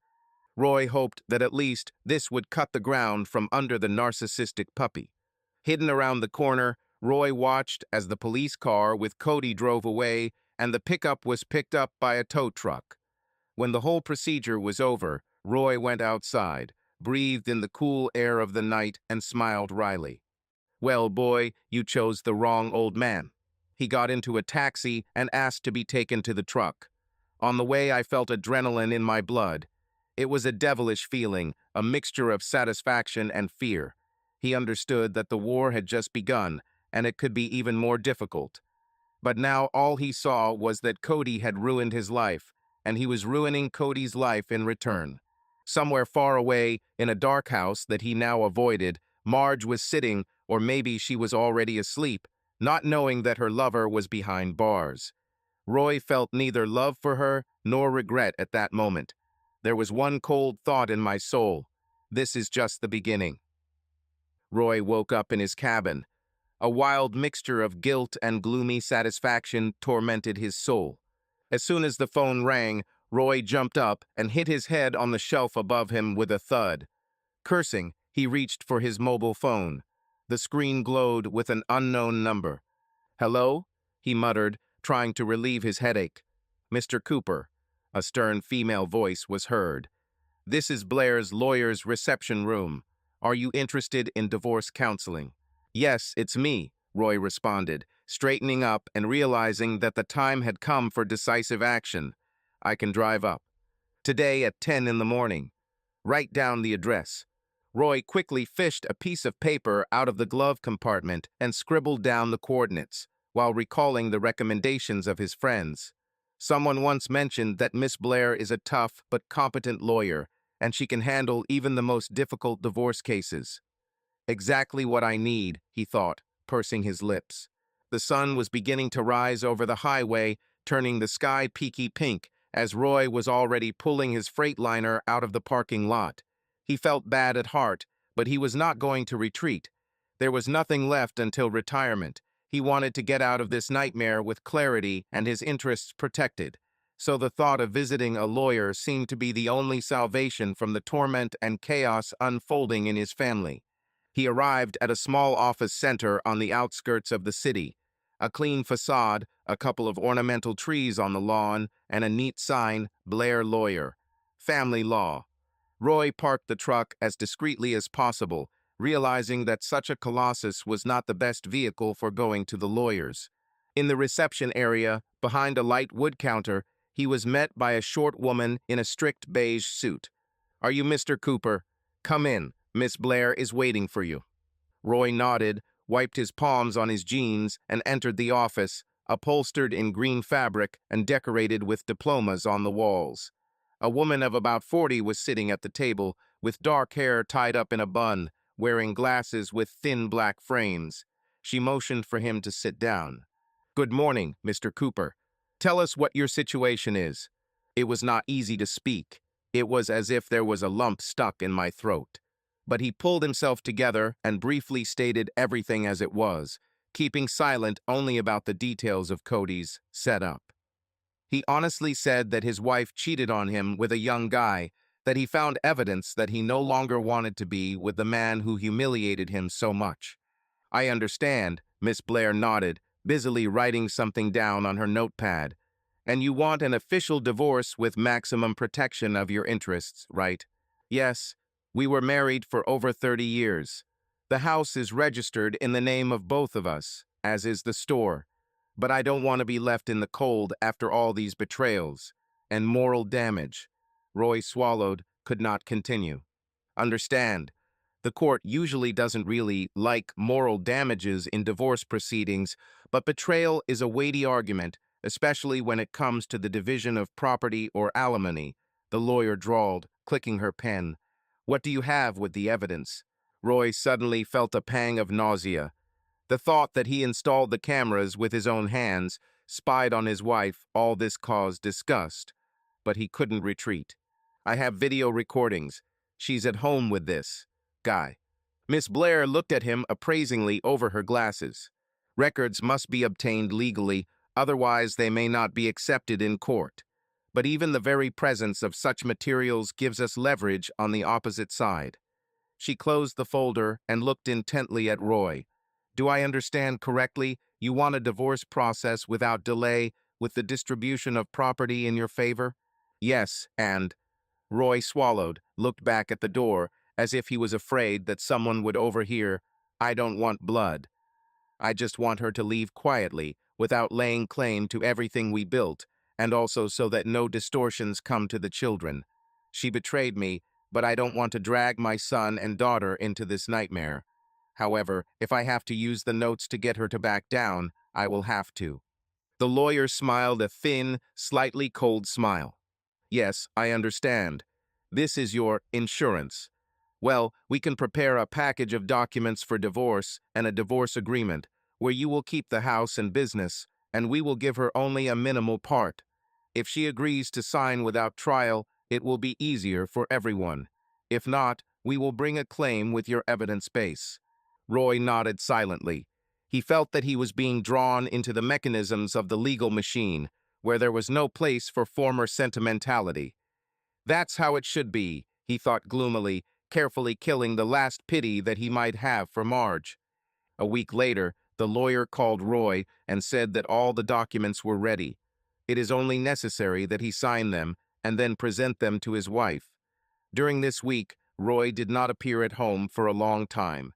He sometimes stopped by, pretended to take fresh clothes or check the mail, but tried to avoid direct conversation. Marge walked around pale, preoccupied, and tried to speak several times, but Roy coldly cut her off. "There's no time now, we'll talk later." Throughout this period, he lived in his truck or rented cheap motels for short periods of time, inventing flights and excuses to the dispatcher so as not to stay at home. Perhaps Marge realized that something was coming, because Cody was missing from her life. Roy heard that Cody might have problems with his father's support. Tom Bradley was angry with his son, who once again got into a scandal. But Roy had no specific news, and he did not want to delve deeply into these details. The main thing is that Cody doesn't hang around his house now. However, the thought of having to firmly put Marge in her place caused a painful lump in Roy's chest.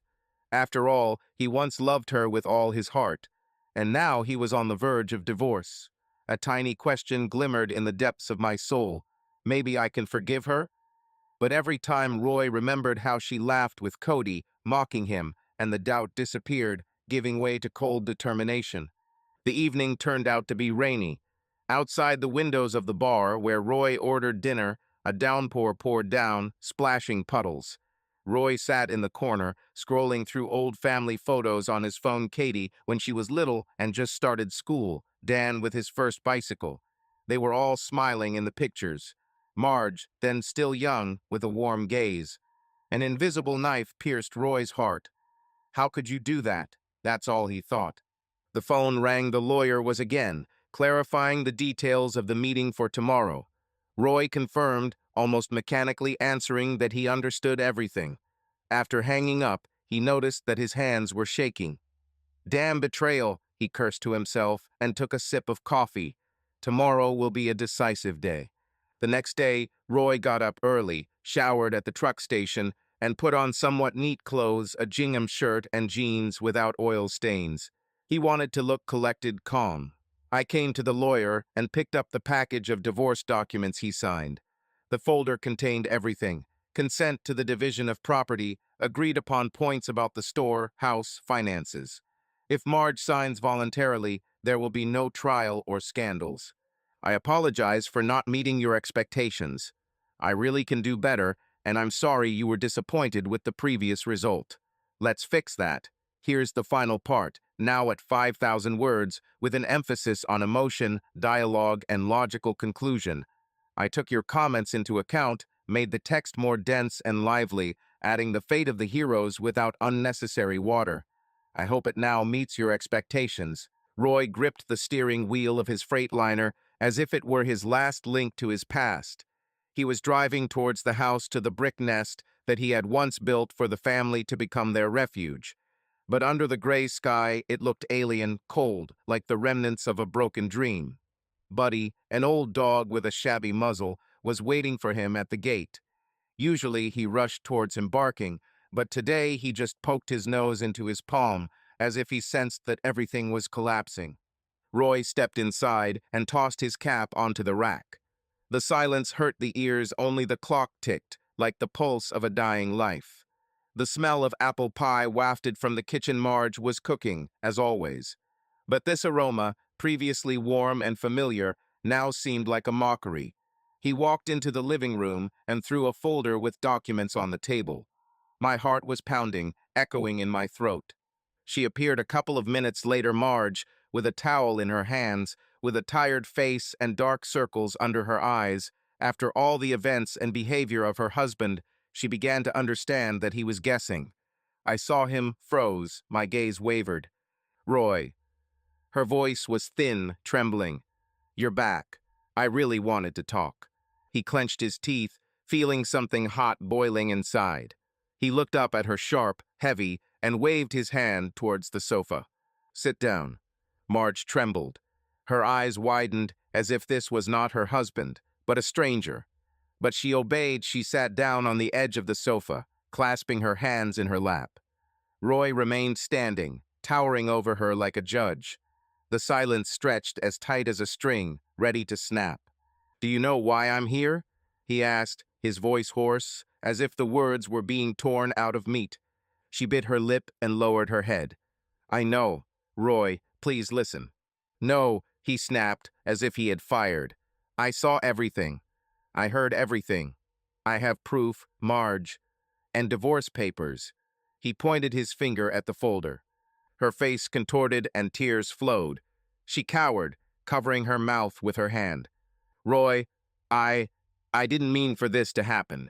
It's a mistake, a terrible mistake. Error? He stepped towards her, his voice trembling with rage. A mistake is forgetting to close the door. And you let this brat into our house, into our bed. You laughed at me, Marge. She called me an old man while I was bending my back on the track for us. Is this a mistake? She burst into tears, shaking her head as if she could erase his words. I don't know what came over me. It was stupid. I got confused. I'm sorry, Roy. I beg you. Tears flowed down her cheeks and dripped onto the sofa.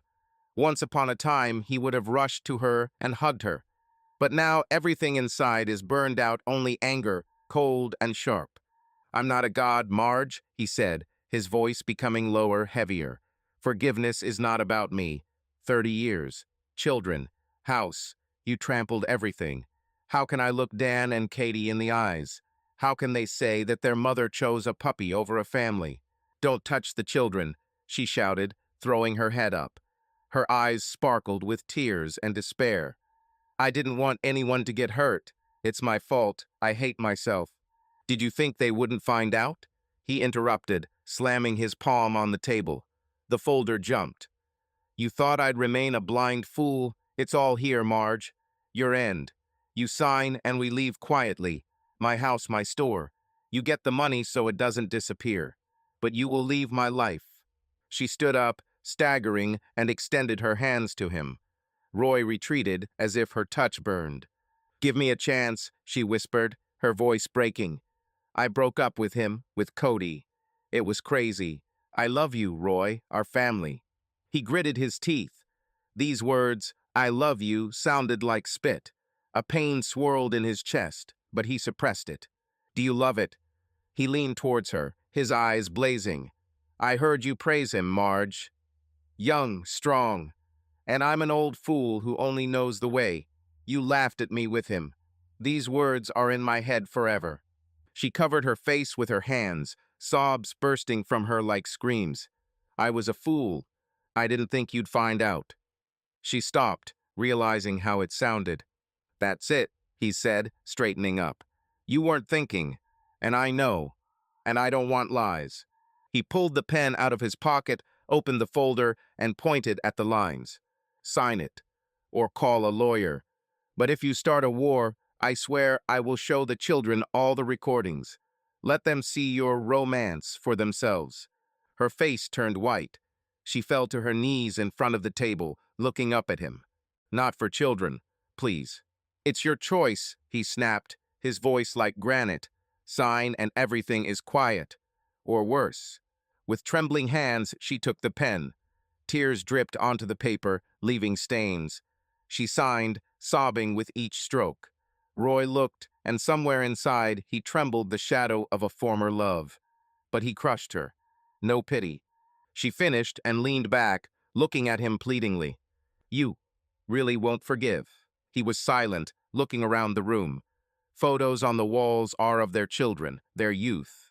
The blanket on the chair that she used to cover him in the winter. A truck figurine is an anniversary gift. Everything screamed about a past that does not exist. No, he breathed. I can't pretend. I didn't cheat. I didn't betray. And you ruined everything while I was on the road. This is not forgiven. Her sobs became louder, and she hid her face in her hands. Roy felt his strength drain away. I'm leaving tomorrow, he said, his voice trembling. I'm selling the store. The house is mine, but I won't live here. The money will be transferred to you. Pack your things and leave.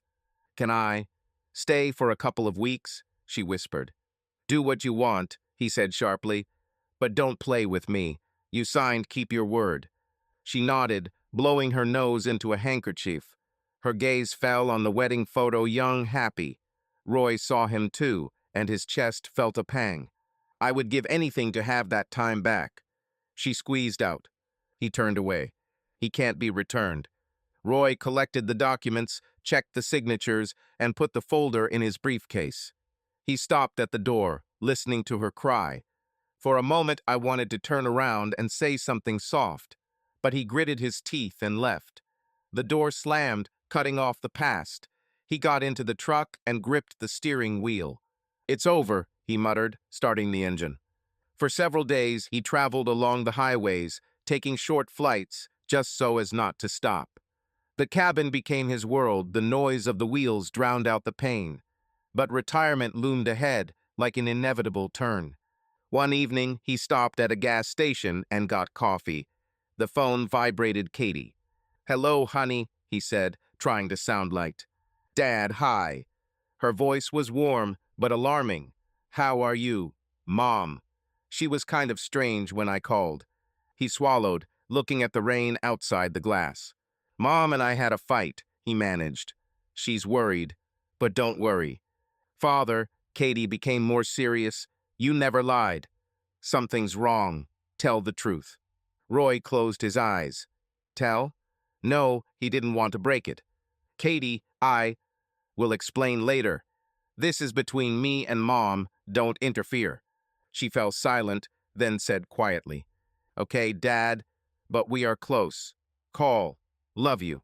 And I, you, he answered dully. Thank you, daughter. He threw the phone on the seat and slammed his fist on the steering wheel. Children should not suffer. But Marge ruined everything. Weeks passed. The divorce was filed quickly. Marge did not argue. The house and the store remained with Roy. She took the compensation and went to her friend. He closed the store. He couldn't see her shadow behind the counter. The house stood empty. One day, he was sitting in a cafe, eating a sandwich, when Dan and Katie came. Their faces were worried. Dad, Dan began, sitting down opposite him. Mom called. She said you're getting a divorce. Katie, with red eyes, nodded. She cried and said that she had done something terrible. Explain. Roy put his food down and clenched his fists. Sit down, he breathed. They ordered coffee and sat closer. Dan took his hand. Dad, why? We thought you were doing well. Katie sobbed. Mom is silent. What's happened? Roy looked down. His voice trembled. She cheated on me with a young guy. I found them. There are recordings. Therefore, divorce. Dan clenched his fists and Katie gasped, covering her face with her hands. How? With whom? Dan whispered. It doesn't matter, Roy snapped. Some kind of puppy. I didn't want to tell you so you wouldn't think badly of her. But she herself. Katie cried into her brother's shoulder. Why, Dad? She loved you. I don't know, he smiled bitterly. He says loneliness, adventure. But I don't need it. I won't forgive. Dan stood up and walked along the table. And you were silent all this time? I wanted to keep you safe, Roy said quietly. But since she told me, I'm sorry. Katie raised her tear-stained eyes. We love you both. It hurts. But we are with you, Dad. Roy nodded, feeling a tightness in his chest. They hugged and quietly left. He dropped his head into his hands. Their pain became his pain. The months have flown by. The divorce is completed. The store is sold. The day of retirement has arrived, the one he has been dreaming about for 3 decades. But instead of joy, there is emptiness. Hey, Cooper, Steve shouted as Roy handed over his badge. Are you really leaving? Yes, he nodded. Enough roads. It's time for yourself. Good luck, Steve chuckled. I'll miss your bikes. Roy patted the hood of the truck. Goodbye, old man, he whispered. He got into the Toyota he bought with his savings and drove home. He entered and looked around the emptiness. There was an oak tree by the window, the one that Dan and I planted. Stronger than our family, he muttered with a grin. Dan and Katie came over in the evening with cake. Dad, Dan said, they didn't want you to be alone. Katie smiled. Carrot cake, you love. Tears began to flow. He hugged them. Thank you, dear ones. They ate cake and talked about the past. Dan recalled the flights. Katie recalled her stories. Roy joked, feeling the warmth. Katie hugged him before leaving. You did the right thing, Dad. We are with you. He nodded and looked after them. He sat down on the sofa, looking into the darkness. The storm has passed. Here is a reworked version of the scene, made more lively, emotional, and intense. I added vivid dialogues, strengthened the interaction of the characters, introduced more details and dynamics so that the text breathed life. Now it sounds warmer, with a touch of humor and deep humanity, while maintaining the essence of the original. Roy sold the store and left the house empty until he decided what to do with it. I bought a fishing rod with a shiny reel, a khaki tent, and rushed to the lake that I had once chatted about with a friend on the highway. The sky shone with a clear blue. The road lay before him like an invitation to a new life. He sat down on the bank under an old elm tree and listened to the water splashing against the stones, a soft, soothing sound, not at all like the roar of a motor. Sometimes Marge's tears, her trembling voice, letters that were gathering dust in a desk drawer, unread, surfaced in my memory. Cody is said to have fled to Texas when his father slammed the door and cut him off from his wallet. Roy did not rejoice. Revenge had long since burned out, leaving only ashes. One day, the silence was broken by the sound of an approaching car. Dan tumbled out of the pickup, followed by Tom and Lily, his noisy kids. "Grandfather," Tom yelled, stomping towards the water with a stick in his hands. "Fish, come on." "Yes, grandfather, give me a big one." Lily chimed in, jumping around as if her boots were on springs. Roy laughed loudly, heartily, as he hadn't laughed in months. He grabbed the fishing rod and cast the line with a slight whistle. I'm catching you, little bandits. Hold on, I'll pull out the crocodile for you right now." Katie plopped down on the grass next to her, pulling her knees up to her chin. Her hair was tousled by the wind, and a soft smile flashed in her eyes. "You've changed, Dad," she said, watching the line tremble on the water. "You smile more. You're just beaming." Roy shrugged, not taking his eyes off the float. "I have you, daughter. This is what keeps it going." She paused, fiddling with a blade of grass, then quietly added, "Mom called yesterday. I want to meet you." Roy frowned, his fingers frozen on the rod. "And what did you tell her?" "That this is your decision." Katie looked into his eyes. "But she misses you, Dad. Very." He was silent, staring at the sunset. The orange disk was sinking into the lake, filling the water with gold. Something old and warm stirred in my chest, but immediately squeezed in pain. "Maybe I'll talk someday," he finally squeezed out. "But not now." Katie nodded, placing her hand on his shoulder. A year later, Roy got a house by the Lake Small, with a shabby porch and a view of the water. The children came to help with the move, carrying boxes, while Tom and Lily ran around the yard chasing Buddy, the old dog who now lived with their grandfather. Dan, wiping sweat from his brow, grinned at the fishing rods leaning against the wall. "Father, are you a full-time fisherman now?" he counterfeited, putting the toolbox on the floor. "Yeah," Roy chuckled, straightening his back. "I'm tired of driving trucks. It's time to live like a human being." Lily ran up, tugging at his shirt sleeve. "Grandfather, tell me about the road, about a big car." Roy picked her up and sat her on his lap, plopping down on the creaky porch. "Okay, little thing, listen. One day I was driving through Indiana. The rain was pouring down like buckets, and in the cab they were playing Creedence, 'Bad Moon Rising,' so loud that the windows were shaking." Tom plopped down next to him, his eyes sparkling. "Have you seen wolves?" "Not wolves, but coyotes," Roy smiled, patting his hair. "In Nevada, at night. I went out to warm up, and they, yellow eyes, howled in the distance. I almost jumped into the cabin out of fear." Dan laughed, slapping his knee. "You said that you scared them away with a horn." "Well, that was the case," Roy winked. "But first my heart sank." Katie leaned against the railing, laughing with her brother. The evening was warm, and there was a smell of grass and smoke from the fire that Dan had lit in the yard. Roy looked at them, his children, his grandchildren, and felt peace flowing inside. He is not alone. Meanwhile, Marge was renting a tiny apartment in Cleveland from a high school friend. She worked in a diner, washing dishes and carrying trays of coffee until her hands were as rough as a laundress. The face in the mirror was scary, the eyes dimmed, the wrinkles deepened. She avoided looking at herself, hiding in her routine. One evening, after turning off the light in the empty kitchen, she dialed Katie. The beeps took a long time, but the daughter answered. "Daughter, hello." Marge's voice trembled like an autumn leaf. "How are you doing?" "Mom, it's okay," Katie said, her tone soft but careful. "How are you?" "I live." Little by little, Marge swallowed the lump in her throat. "How's your father?" "It's working out," Katie said. "I bought a house by the lake." "Fishing with his grandchildren." Marge clutched the phone, feeling her eyes sting. "I want to talk to him, Katie. Ask for forgiveness." "Do you think he'll agree?" "It's his choice, Mom," the daughter answered quietly. "But I can tell. Only, he's not ready yet, I know." Katie didn't say. Marge felt it, but didn't blame her. She wrote letters long, full of tears, where the words were confused with pain and guilt. Roy didn't answer.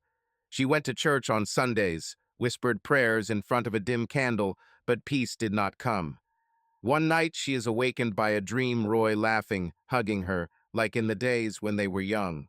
She woke up choking with sobs. "I've lost everything," she whispered into the darkness, clutching her pillow. She wasn't looking for men. Cody left a laceration in her soul. She worked, saved change, dreamed of returning to Ohio, but knew Roy would close the door. Cody, meanwhile, fled to Texas after the trial. His father threw him out like garbage, cutting him off from his money. The pickup had to be sold, and now he rented a leaky room in Houston. He worked in a workshop, repairing engines, up to his elbows in oil, until his fingers turned black. "Are you Bradley's son?" the master once muttered, squinting from under his cap. It was, Cody said, without looking up from the wrench. Now just Cody. In the evenings he drank cheap beer. Marge remembered her soft voice, her pies. He was angry at Roy, but deep down he knew that he had ruined everything himself. One day at a bar I met Amy, a thin waitress with short hair and a smile that made me feel better. "You don't brag like others," she said, placing the mug in front of him. "I don't brag anymore," he chuckled, looking into the phone. They started dating. Amy didn't know his past, and Cody was fine with that. He stopped drinking, saved for a car, sometimes thought about Marge, but understood that life was gone. Dan lived in Texas, building bridges and pursuing a career as an engineer. Called Roy more often than before. "Dad, come," he said one day, with construction noise in the background. "We have lakes here, let's go fishing." "Soon, son," Roy promised, sitting on the porch. "How are you?" "My wife is pregnant, we're waiting for the second one," Dan laughed.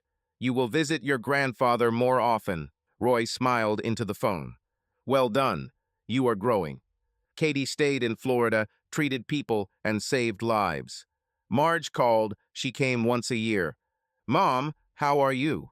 she asked, sitting opposite in a cafe that smelled of coffee and fried dough.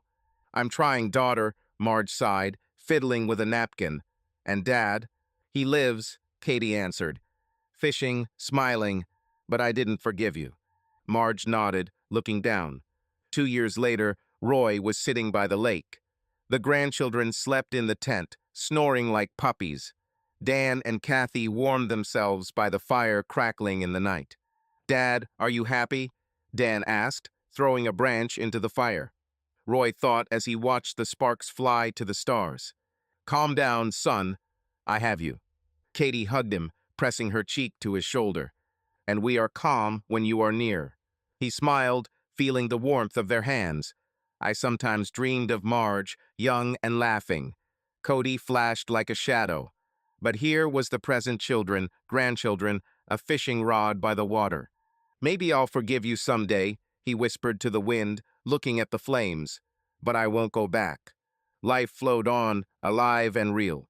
Subscribe to our channel so that your love doesn't cheat on you, and go ahead and listen to the next story, because this story is nothing compared to the next one. If you're under 18, don't even think, click to the next one.